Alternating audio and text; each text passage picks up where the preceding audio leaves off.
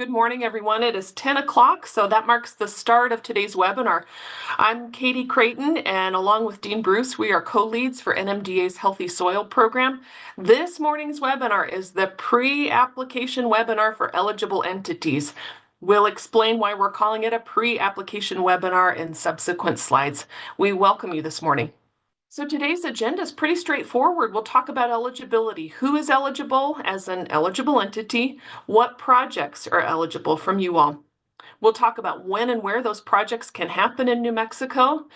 And then we'll spend the bulk of our time showing you how to apply following our step-by-step process, which is all online. That's where we'll spend the majority of our time together this morning, wrapping up with some Q&A. So the first most basic question here is, who is eligible to apply for NMDA's Healthy Soil Program grants? And we welcome applications from two different applicant types. So if you'll focus with me on the left side of the screen, this webinar is all about eligible entities and how you all apply. We're trying to prepare you for that application cycle launching in early 2025. So in order to apply as an eligible entity, you have to meet this definition. You've got to be in New Mexico and be a local governmental entity with proven land management capacity to support healthy soil. The legislation that created our program calls out specifically New Mexico's pueblos, tribes, and nations, the state's acequias, the state's land grants, our state's 47 soil and water conservation districts, plus New Mexico State University Cooperative Extension Service. However, we have also welcomed applications from other parties that nonetheless meet that definition of a local governmental entity with proven land management capacity to support healthy soil. The application period for both applicant types is January 15th, closing March 19th. So it's about a 10-week application period. And the awards we'll offer are up to $100,000 if you're an eligible entity. Notice the parenthetical information there, that figure is inclusive of the mileage we'll pay to your eligible entity to tee out to the project site or sites, plus an administrative fee to relieve some of the burden of administering your project on behalf of your eligible entity. On the other side of the screen, the right-hand side of the screen, we also welcome applications from individual applicants. Those are non-governmental parties. They've got to be directly engaged in farming, ranching, or another form of land management, whether they're an individual, a business, or a nonprofit. There in that brown oval, you will notice that this webinar is not for individual applicants. So if you're on this webinar right now and you're thinking, I'm not applying on behalf of a governmental party, but rather on behalf of myself or my business or my nonprofit, the webinar for you is this afternoon at 3 o'clock. So you can visit the Healthy Soil Program website and get registered for that webinar happening this afternoon. And again, same application period, a smaller award available to our non-governmental parties, to our individual applicants, and a few other particulars about their application process that are unique to them. Again, we'll be covering those this afternoon at 3. If you're here on behalf of a soil and water conservation district or a tribal government, we invite you to join us for that 3 o'clock webinar this afternoon, since you all can serve as project sponsors on those individual applicant projects. And at this time, I'll turn it over to the program co-lead, Dean Bruce. Dean? Thank you, Katie. Hope everyone's staying warm this morning and in all the weather we have across New Mexico right now. But where I'm going to take you right now is where can these projects happen? So next slide, please. Basically anywhere in New Mexico. These projects can occur on any type of operation, whether it's cropland, rangeland, irrigated pasture, forest land, orchards, vineyards, all manner of gardens, community gardens, backyard gardens, subsistence gardens, things of that nature. However, there must be an existing relationship to the land. So you as the eligible entity, whether you own the land, whether you lease it, you manage it on another's behalf, or you partner with local landowners to perform work on it. So there has to be that connection to the land. But the bottom line is you as the eligible entity must have landowner permission to implement a soil health project on land that you do not own. We welcome any size project. Projects can be measured in acres to all the way down to square feet.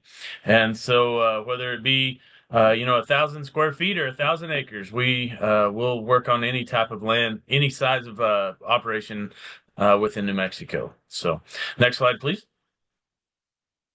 So when can these occur? And so this is one of the major program upgrades that you're going to see. So Katie, if you'll turn to the next slide, we'll get to see that now the Healthy Soil Program projects will last up to about 15 months. They will start mid-July of 2025 and go all the way until September 30th about on in 2026. And so as you're developing your project idea, keep in mind there's now a longer grant period in which to do work.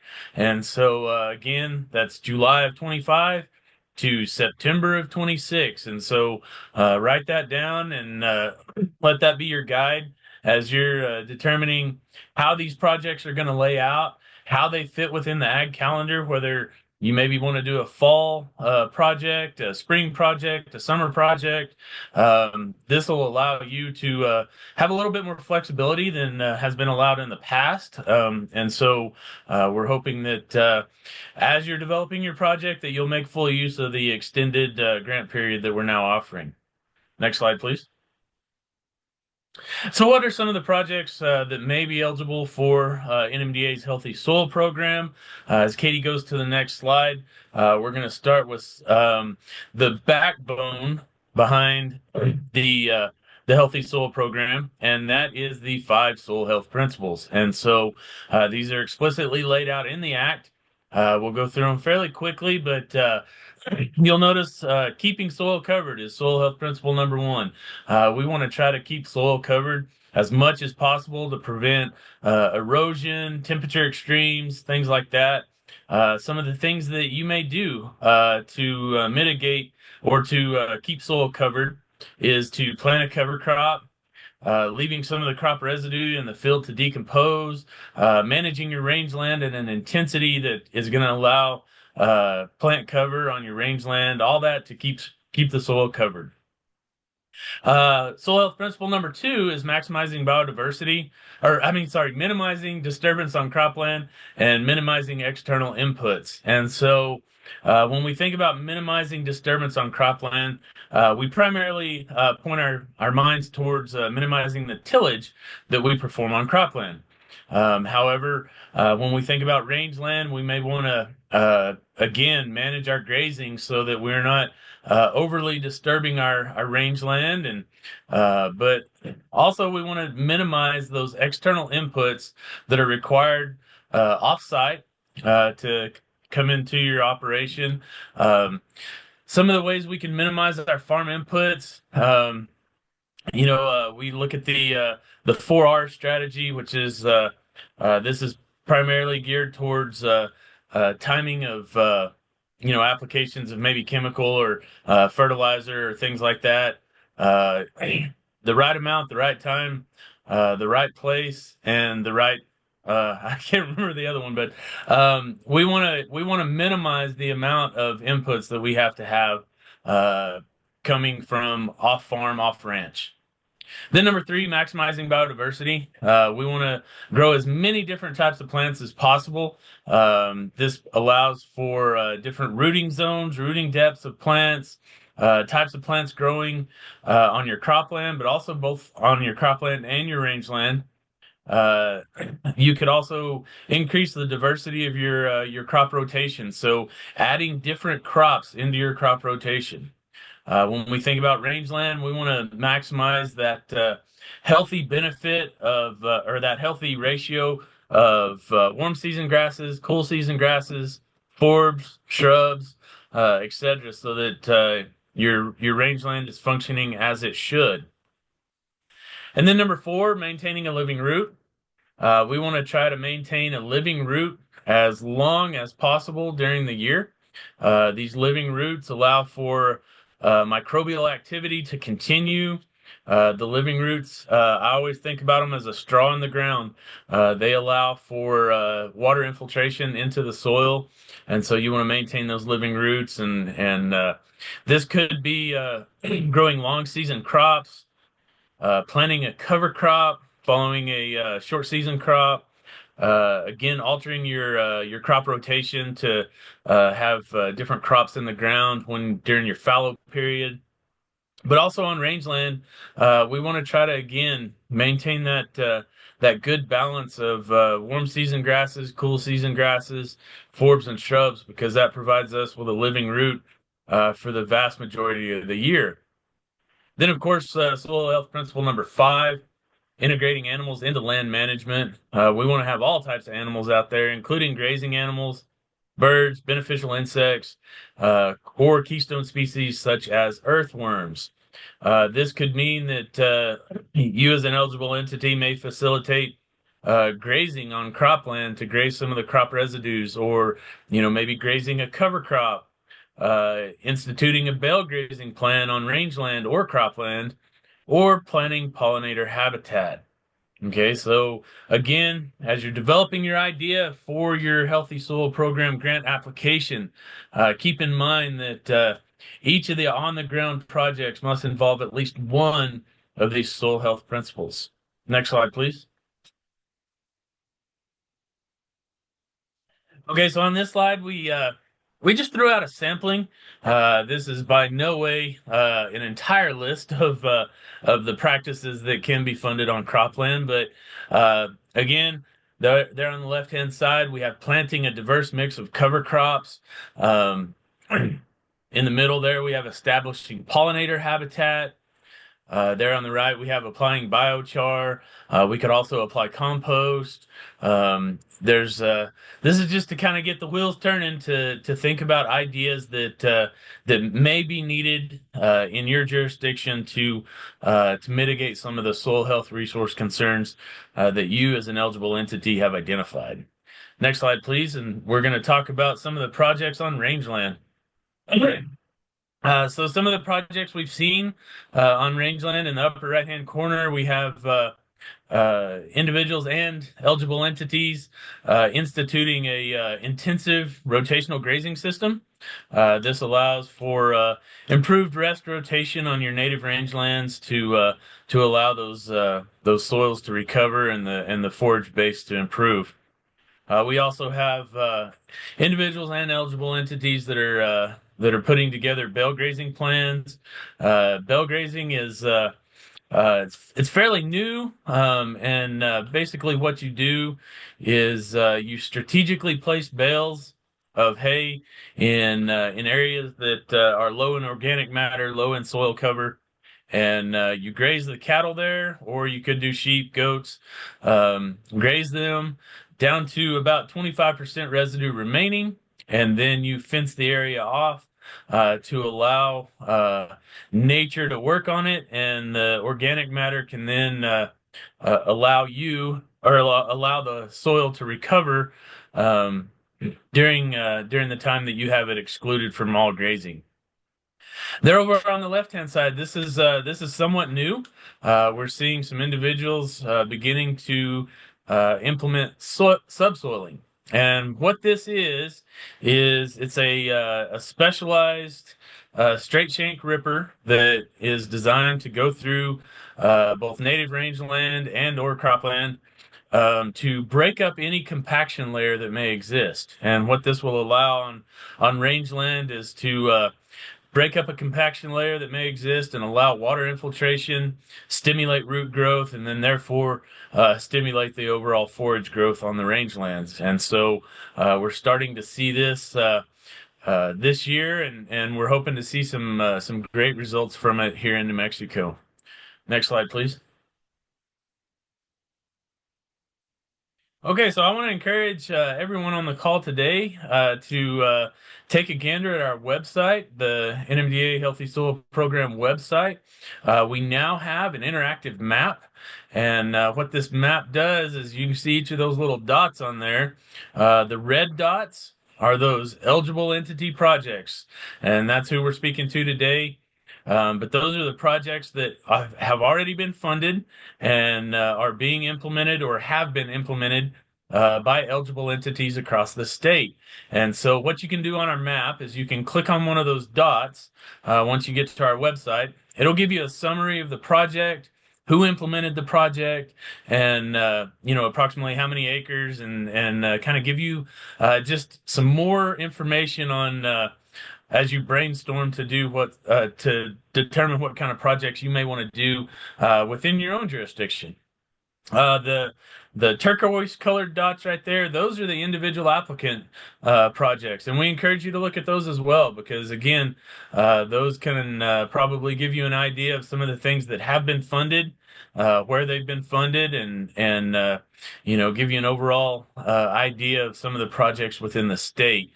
So we do encourage you to take a look at our website and go through that interactive map and just kind of take some time to look at some of the projects that have already been funded. So at this point, I'm going to turn it back over to Katie and let her continue on with the presentation. Thanks, Dean.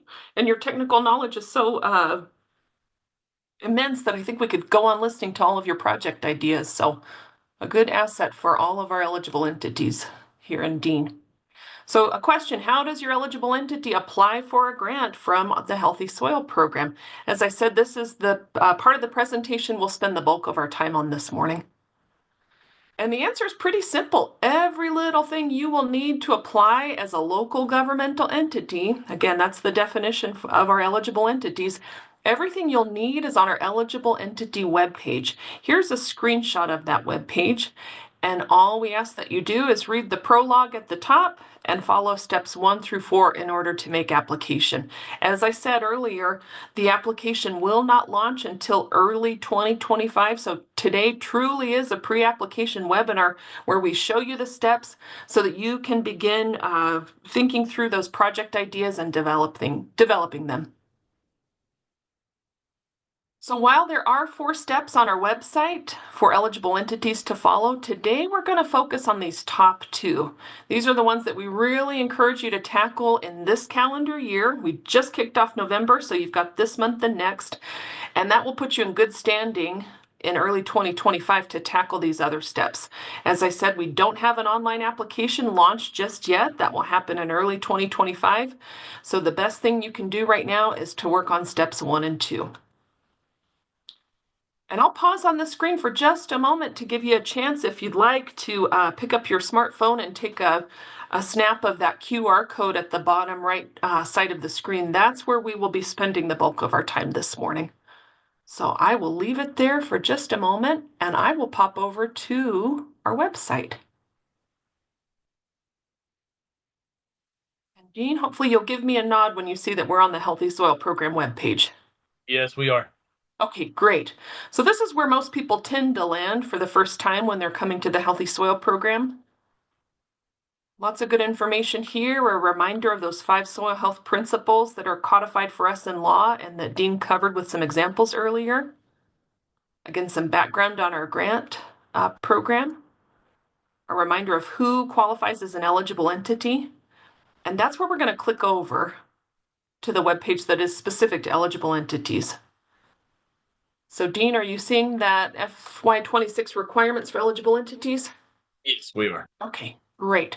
So I'll just walk you all through the top here, and then Dean can walk us through some of the steps. So as a reminder, we put up top who qualifies as an eligible entity. We offer the reminder of our application deadline.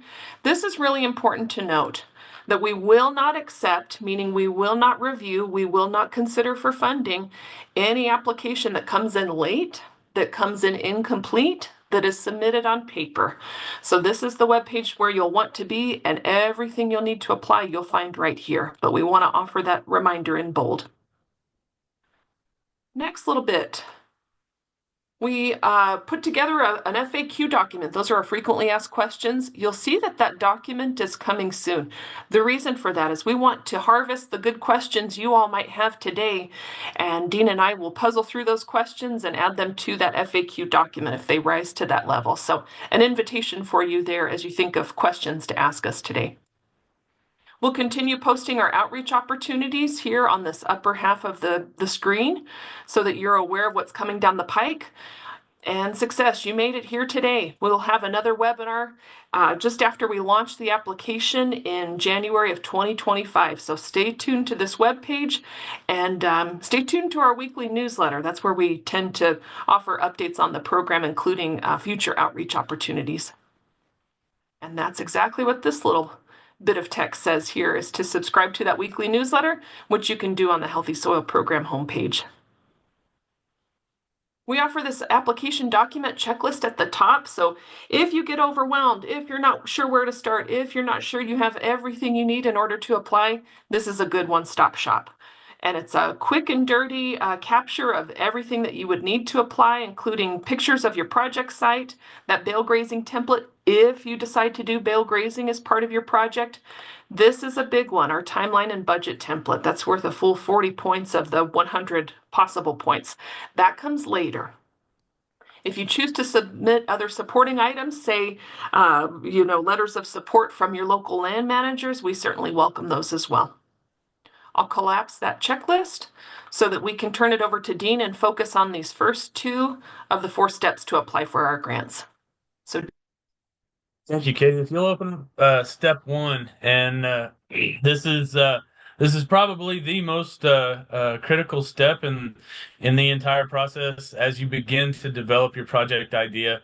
Is we ask that you, as your eligible entity, really take time to evaluate your jurisdiction that you're in charge of, that you manage, and identify those soil health related resource concerns that you wish your project, or you want your project to address. And so in doing so, I encourage you to not only visit with your landowners within your jurisdiction and determine what their needs may be. Visit with NRCS. They have a wealth of knowledge.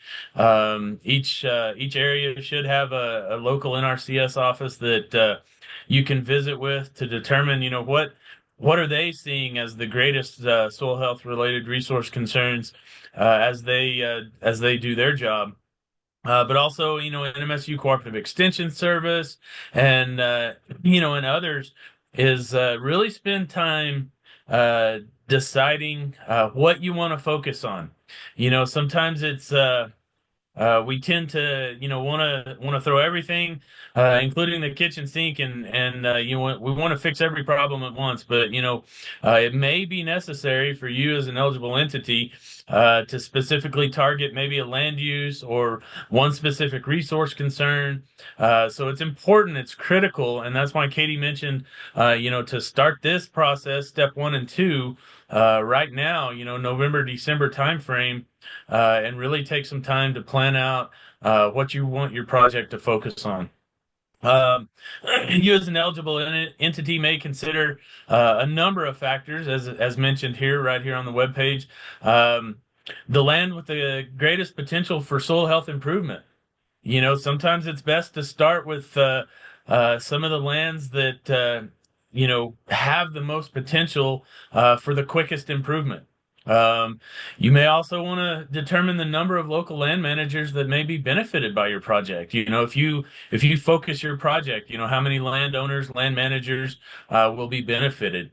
You also might want to take into consideration the plant communities and the animal wildlife populations that may be benefited from your project. But also an important aspect is the visibility of the project to other local land managers, the public, students. We want these projects to, have the maximum benefit, and part of that benefit is helping others understand how soil health, how soil health is measured, how soil health is improved, and again, the visibility of your project may have a large bearing on how you focus your project idea. But also, you may want to take into account just the proximity of the project site to where your eligible entity is located or headquartered. That way you can keep eyes on it as much as possible and see those improvements during that grant period. And so all of these things are just things that you need to take into consideration as you are planning your project.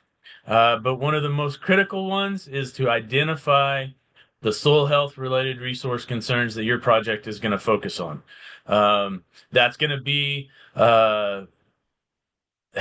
that's going to guide you through the entire application process is to determine what specific soil health related resource concerns you would like to focus on. We highly encourage you to work with your local USDA NRCS office. Again, they have a wealth of knowledge on local resource concerns, and so we encourage you to visit with them and help them and seek their help in determining the best path forward for your project.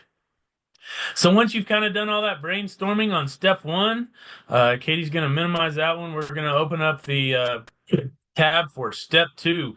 And again, this is another one that we encourage you to start now. Once you've kind of brainstormed about your resource concerns and things like that. But this is where you're actually going to develop your project. So we have created a document. And I guess we can go ahead and open that up right now. This is a project development guidance document. And what this document is, it's not anything that you have to turn in. It's simply a guide for you as an eligible entity to help you develop your project.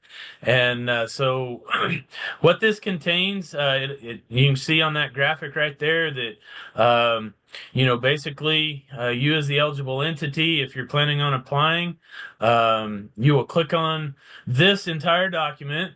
And right now we're kind of on step one.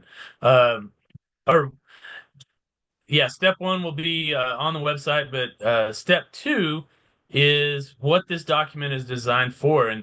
And so I'll let Katie kind of scroll down and we'll go through it fairly quickly. Again, this is simply a guidance document. It includes our resource concern guide sheets that we have created to help you as an eligible entity or individual applicants tie those resource concerns to the soil health principles and also practices that can be used to mitigate those. So this document contains those. And so we'll keep scrolling just a little bit to the next page. And we now have a new document that it's located at the very bottom of this chart, and it's called the Proven Practice Chart. And so we've been doing this for a few years now, and we're starting to see some of the practices that are definitely rising to the top as far as soil health improvement. So again, that's going to help you determine the best practices that you can utilize on your or within your jurisdiction to improve soil health. And so we also have a link to the critical program dates, the eligible entity webpage, individual applicant webpage. This all takes you back to the website, which is where the application information really begins. But we just want to have this document for you as a reference guide. So let's go ahead and scroll on down to the resource concern guide sheets. Many of you are going to be familiar with these if you've taken a look at the website in the past. These guide sheets, we have one for cropland, one for rangeland, and they are simply designed to help you determine the best practices based on the resource concerns that you've identified. It's simply a guide again, to help you select those practices. And then it also ties it back to the soil health principles. So you'll see, we list out the soil health principles one more time. We want to keep those in front of you as much as possible. And so I'll just go through the top resource concern on this guide sheet. And I will remind you that this was created in conjunction with USDA and NRCS, as well as NMSU Cooperative Extension Service. And so we really tried to give you the best possible information to help you determine how you want to approach the resource concerns that exist within your jurisdiction. So let's take this first one. We have erosion. This could include both wind and water erosion. Say you identified that as one of your primary resource concerns within your jurisdiction. We also give you a list of potential practices that you could utilize on cropland to mitigate wind or water erosion or both. And you'll see the blue numbers right there. Those are hyperlinks to the NRCS practice codes. So we encourage you to take a look at those practice codes. There's a wealth of information on the NRCS website under each of those practice codes that can help you determine the best way to implement that practice, when that practice needs to be implemented, and other requirements that would help you put together a quality project. And then in the final column right there, we have the soil health principle that ties back to the resource concern that you have identified and how you're going to mitigate that. So for wind erosion, it will primarily look at soil health principles 1, 2, 3, and 4, which is keeping the soil covered, minimizing soil disturbance on cropland, maximizing biodiversity, and maintaining a living root. And so when you're putting your project together, bear in mind that you can come to this chart. You can look at the resource concerns that you've identified as your eligible entity, kind of brainstormed about it, determine the practices that you want to use that will go into your project, and then you can then look at the soil health principles that are tied back to that practice. So we'll scroll down to the rangeland one, but I'm not going to go through it because it's basically exactly the same. But you see, we're still on the cropland one. There's a wealth of information right there that you can use as you're developing your project. So we'll scroll to the rangeland one. Not going to go through this one because it functions exactly the same as the cropland one, but it's just designed for rangeland resource concerns that exist within New Mexico. And so, again, you have the resource concern, you have those ag practices that you can utilize, and the soil health principle that it ties back to. And so, basically, exactly the same format as the other one, but this one is designed for rangeland. So as we scroll on to our final document, or our final section of this document, this is something new this year, and this is based on a lot of work with our Healthy Soil Program team putting this together. And what we wanted to do is we wanted to identify for you as eligible entities and later on today the individual applicants, those practices that we are seeing to have the most benefit on improving soil health. So let's just kind of give you an example. We'll start with that first one. So we have the practice listed as cover crop. And so cover crop is one of those practices that is definitely having a tremendous impact on soil health across New Mexico. And so we listed the applicable land uses that this may be applicable to. It's on cropland. We've seen it on rangeland. We've had orchards that have put in cover crops, also subsistence and community gardens. All of those land uses have utilized cover crops to improve soil health. In addition, we move beyond that to some of the associated non-durable goods that would likely be included in your budget and in your project. So for cover crop, this one's pretty simple. It's a multi-species cover crop seed. So that would be one of the non-durable goods that you would likely need to include in your project and in your budget request if you're planning on doing a cover crop project. We also listed some of the associated durable goods. Maybe it's a no-till drill or a planter that, maybe you may be able to procure at a price that falls under the non-durable or the durable good limits. So, a durable good that would be associated with a cover crop would, of course, be a no-till drill or a planter. But then also we listed some facilitating services that are required to actually complete that practice. And this could be hiring a contractor to actually plant the no-till crop or plant the cover crop. And so we tried to kind of guide you through in this process, and then we finish up with special considerations. And so each of these practices, we definitely encourage you to look at these special considerations because when you're thinking about a cover crop mix, you need to look at some of the standard rates within the area, and the best place to find those standard seeding rates is the NRCS office within your jurisdiction because they will likely have worked with cover crops in the past and will have some experience to offer you on what some of the proper seeding rates are. And so I just want to kind of just give you a second to kind of look at this document, kind of see how it's laid out. And as you're starting to brainstorm about, okay, we've identified some resource concerns. We looked at the resource concern guide sheets that are further up on this document, and we've kind of selected some practices that we think are going to most benefit our constituents.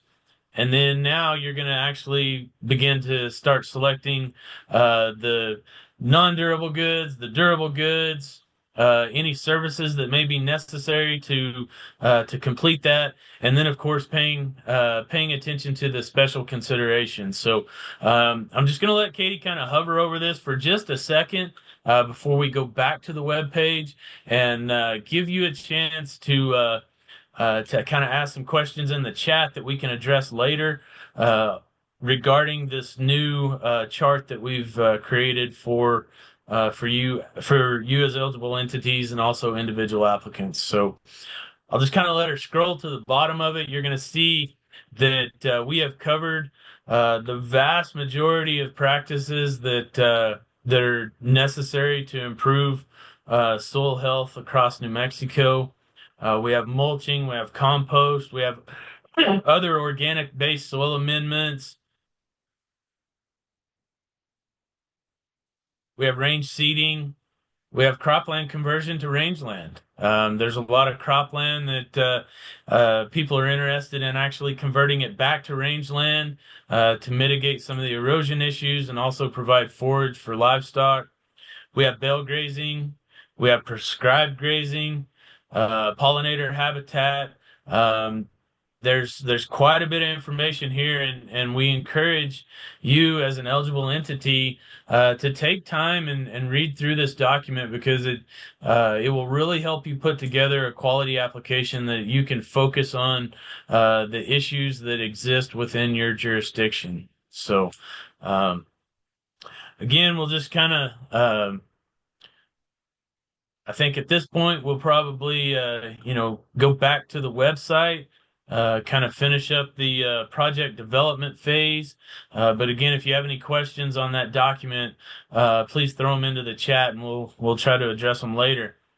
So again, as you're developing your project, we highly encourage you to take a look at that project development document, but also some of the questions you may want to ask yourself, your board, those that are involved with your eligible entity. What are the soil health related resource concerns that our project is going to focus on?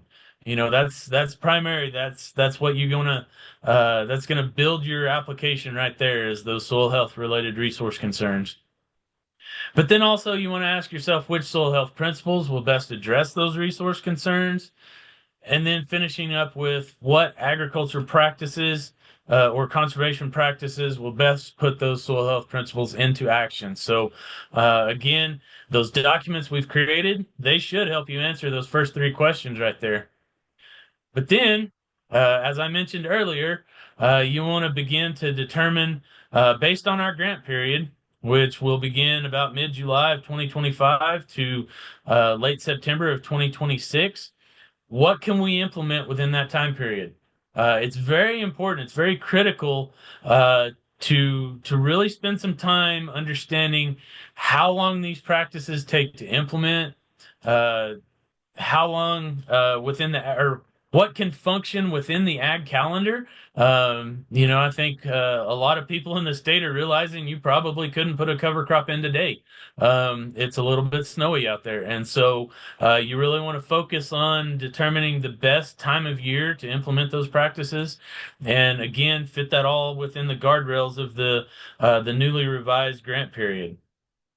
But then you want to take a look at what specific goods and services are going to be needed in order to implement those agricultural or conservation practices that you've selected. So this is where you need to spend a bit of time researching, say your seed mix, or, looking at different contractors that can perform some of the various work that may be needed within your jurisdiction. And so, this is where you're going to spend time building the budget before you actually build the budget. This is where you're going to research and determine what specific goods and services you need. And then the next question, of course, which companies are you going to source those goods and services from? This is where you can do some research and determine, okay, where's the best cost of cover crop seed, or the most appropriate cover crop seed for your area. If you're in far northern New Mexico versus far southern New Mexico, you're probably going to be looking at some different suppliers for cover crop seed based on your specific area and climate. And so you're going to need to research those companies that are going to provide you the best quality product to improve soil health within your jurisdiction. And then, of course, determine what the actual costs are going to be. And so once you've kind of completed this step, you should have the vast majority of your budget put together, your project put together, your timeline. And so again, as Katie mentioned earlier, we encourage you to spend as much time possible on steps 1 and 2 right now, so that you can develop your project and just be ready to plug it all into the online application, which is what Katie's going to discuss at this point right now. So I'll turn it back Yes, over to Katie. sounds good, Dean. That was a lot of good information. And as we keep stressing for people, everything you need to apply and to generate those good project ideas, they all live on this one web page here. This is a screenshot of the timeline and budget template. So again, we're not going to cover in depth today. Steps 3 and 4, we'll cover those in another webinar in early 2025. Like Dean mentioned, what we're really interested in today is encouraging you to select your project site, get those soil health related resource concerns identified, and then start to work developing those project ideas. For those of you who want to get ahead of the game, you will find that we've got this budget template ready to go. So you could simply download it from here, which I'll show you how that's going to look, and hopefully it will follow me over, Dean, to an Excel document that lives online. And actually what we'll want to do is download it. I can see my screen is taking a little bit of time here. Are you on an Excel looking internet page with me? Yes. Yes, it's coming up. Okay, great. And So the you should first be thing there. a person Thank you. So the first thing a person will want to do is to download this file. It's an Excel spreadsheet. You want to continue working on this document in Excel exclusively. And the reason for that is it's got some mathematical formulas that will help you calculate the totals for your different budget funding requests. So again, just giving you a quick look-see at this document. It's pretty nuanced, so we do encourage you to spend some time on it once you have developed that project idea. This is where you can start documenting the non-durable goods, the cover crop seed, the other organic-based soil amendments that you might want to request some funding for. The durable goods, maybe you've got some equipment with small price tags that you'd like to request funding for. That'd be the place to document those. The services that you'll want to seek funding for, including soil testing. Maybe there's a consultant you need to hire whose expertise is soil health related and you really need their expertise on your project. If you're doing a cover crop, you'll document that over here. Again, don't want to overwhelm you with this today, but just letting you know the ultimate place that you'll be documenting some of the information you'll soon be arriving at. So with that, I'll take us back to the eligible entity webpage there. Dean, are we back on that eligible entity webpage? Yes, we are. Okay, great. So again, focusing on steps 1 and 2, but if you want to get a jump on your budget, you can do that. You will find if you click on this website to go apply, this is actually where we accept online applications. We don't have anything for you there, okay? We will not have an online application until early 2025. So again, the prevailing goal for us here today is making sure that you understand well steps 1 and 2. And when it finally comes to the end of the application cycle in mid-March of next year, this will be the last step you'll take, is step 4. Okay. And I'll just offer this one reminder since I've seen a few people come on after we got started, but the frequently asked questions will be finalizing after today's webinar. So if you've got those good questions, I think we're probably ready to entertain those, right, Dean? Yes, I believe so. Okay. So let me stop sharing my screen. So a question coming from Steve Glass. Where can he find the new chart of best soil health practices? That is again on our website, and you will find it under both the individual applicant portion and the eligible entity portion. And I think we might see if Katie can dump a link to it, but again, it will be directly under both the individual applicant portion and the eligible entity portion.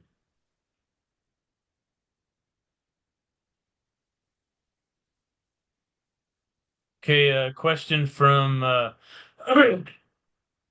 there any requirements to harvest or cut down the cover crops if it is causing weeds to go to seed? Okay, uh, there's not a requirement to either cut down or terminate a cover crop. It depends on how your eligible entity is desiring to utilize that cover crop on either cropland or rangeland, primarily cropland. And so a lot of it goes back to the goals of the cover crop. You know, are you simply trying to build organic matter?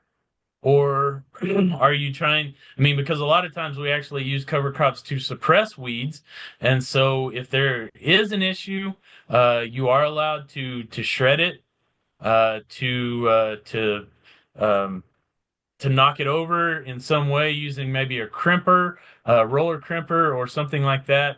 But it's not necessarily a requirement.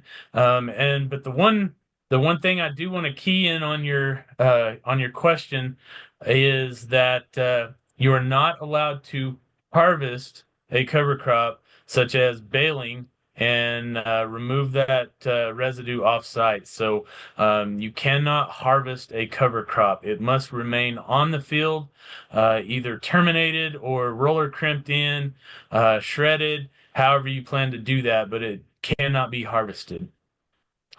Let's see. Jennifer asked a question. Cover crop cannot be planted with the intention of baling and selling. You are correct. You cannot bale it and sell it. So that puts that in the category of a cash crop at that point. And so you cannot plant a cover crop with the intention to either bale it or harvest it in some other way. It can be grazed as a method of termination. So you can graze it. You can incorporate that soil health principle number 5 to incorporate livestock, and you can graze that cover crop and terminate it that way. Any other questions? Have I missed a question? I think we've covered it all, Dean, but there might be those good questions that just don't translate in writing. And in that case, we invite people to use that raise hand feature on the bottom, sort of center part of your screen. Then we'll invite you to unmute so that you can ask your question out loud. So we have a project this year with the EE program, right? However, for next year, it has to have some kind of an improvement. It can't be like it was a cover crop. It's got to have a cover crop plus something else. Is that right? Did I understand? Yes, we do ask you to build upon your previous project. That could be, like you said, incorporating other practices. It could also be incorporating other types of land uses, but we do ask you to try to build upon what's previously been done to further those soil health benefits. Okay, right, because it's the practice itself, not where it's been put on. So it's not like if we're going to do the cover crop, but we're going to have different producers than we did this year, it still has to be building on. Yes, you'll kind of need to improve upon what you've currently done, and I think what we might what you might look at for this year, since the grant period is longer, is possibly experimenting with two different types of cover crops in maybe a fall and a summer, something like that to continue to build the organic matter or weed suppression or whatever your goals may be. Okay. All right. Thank you very much. Thank you, Tyler. Yeah, thanks for this presentation. I had a question particularly about bale grazing. In order to get funding for that, would every, potential project site need to be kind of assessed by NRCS in order to get funding for that? Yes, if you were looking at an eligible entity bale grazing project, you would likely need to have a bale grazing template um, created for each individual site because they're going to vary, depending upon the size of the area, the number of livestock they have available to graze, as well as the amount of forage that exists out there currently. And so, what I would encourage you to do, especially on an eligible entity project, if if you could work with NRCS to develop that and help kind of train your district into how to do those bale grazing templates, that would help you kind of move farther along, and then of course have it reviewed upon and signed off by NRCS, so that each individual site would have its own bale grazing because it's likely going to be different. You may have some sites they have access to 35 head of cattle and it's a 5 acre site, or you may have other sites that are just a 2 acre site and they only have 5 cows to put out there. And so you're going to have to plan that accordingly to each individual site, um, based on the conditions that exist on that site. I know that's going to be a little difficult to plan. And so we may have to, if you're looking at doing eligible entity bale grazing project, that's going to encompass multiple landowners, I think your best bet, if just get with me after this, and we'll try to see the best, most efficient way to work through that, so that it's not going to bog you down, but at the same time, we do have integrity behind that practice. And so, right now, I'll just open that up for any eligible entities that may be looking at a district-wide or entity-wide bale grazing project. Just please get with me at a later date, after this webinar, and we will work through how we can best accomplish that. Because you may have multiple sites that are included. So I'm just going to offer that up right now. So Tyler, if your district is looking at doing that, just get with me and we'll see how to best approach that. And that offer goes for any other district as well. Okay, well, thanks a lot. I just had a quick follow-up question. We have a conservation planner on staff here. Do all those conservation plans have to be done by an NRCS employee, or can it be done by a contract conservation planner? Currently, right now, it does require an NRCS employee, but those are only for individual applicants. The eligible entity does not have to have a conservation plan completed on the landowners that you work with under your eligible entity project. And so those are only for the individual applicants where they're required to have a conservation plan completed. Okay, well, thanks. Thanks a lot.